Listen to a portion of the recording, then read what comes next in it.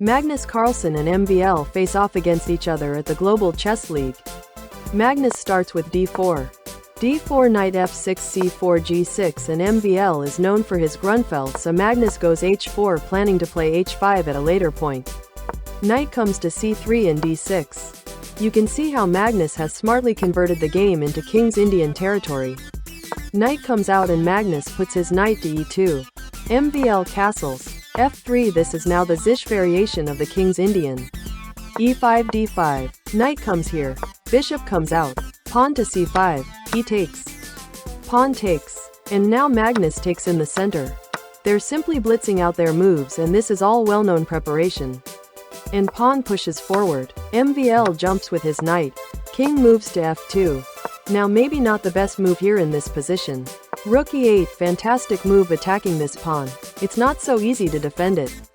The knight is looking at the f4 square, so he plays queen d2. And now MVL says thank you so much, I'm chopping off the pawn. Takes here and the queen comes in to stop the check here, so queen sits on the center of the board. Now queen d6 is a better move here and a strong move, but he plays queen f6. And this is perhaps not the best move. You have to be careful about some discovered attack, so he defends the queen. And bishop comes out defending the pawn.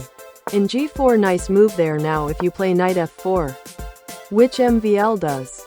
White plays rook e1, fantastic move, and the main point being if you play rook e8 there is king g3 and white is actually winning. So that's the reason why he goes rook e6. And now the queens have been traded here.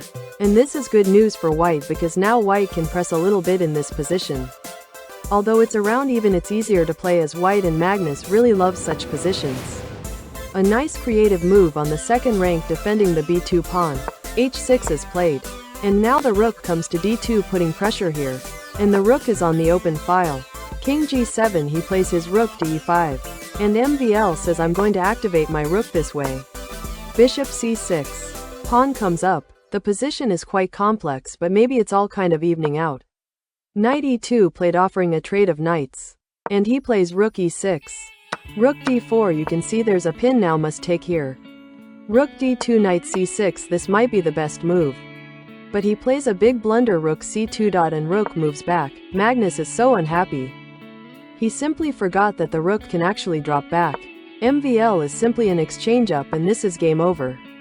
Rook e6, king f2, pawn a5, knight c5. Pawn. And we have hardly seen Magnus make such a big mistake. King g3. Rook comes to f4 and now putting pressure here on the f3. Magnus goes bishop g2, black goes rook b4. And Magnus attacks the rook with knight d3, and MVL drops this rook back. Knight e5 played by Magnus, and MVL attacks the knight with rook e6, and f4 played. MVL pushing the knight away, and knight drops back to f3. Rook e3 played by MVL. Magnus comes rook d2 and MVL pushes the pawn to a4. King f2 attacking the rook. And now a nice move a b3, if you take back he'll take with the rook. And if king takes rook, which happens in the game, the pawn is pushing forward, he makes a queen. Takes knight jumps in to attack the bishop and the bishop drops back. Magnus pushes the pawn. Takes. Rook b2 by black. Bishop h3. MVL takes the pawn with the rook. King is moving forward, and black plays king f7. King e5, king e7, and bishop f1. And now the rook comes up. King f4, and he offers the trade of the bishops. Magnus, he has the bishop in his hand, he doesn't know where to play. He plays bishop g2. King comes up, and he resigns. What a heartbreaking game for Magnus. It was very interesting, especially that calculation where he played his pawn to g4 and rook e1, with the idea of king g3. If you played the other rook as black, and so many interesting moves, but it was a pity that he absolutely blundered and the game ended. MVL scores a big win for the upgrade Mumba Masters. That is all for today. See you next time. Don't forget to like, share and subscribe. Thank you and sayonara.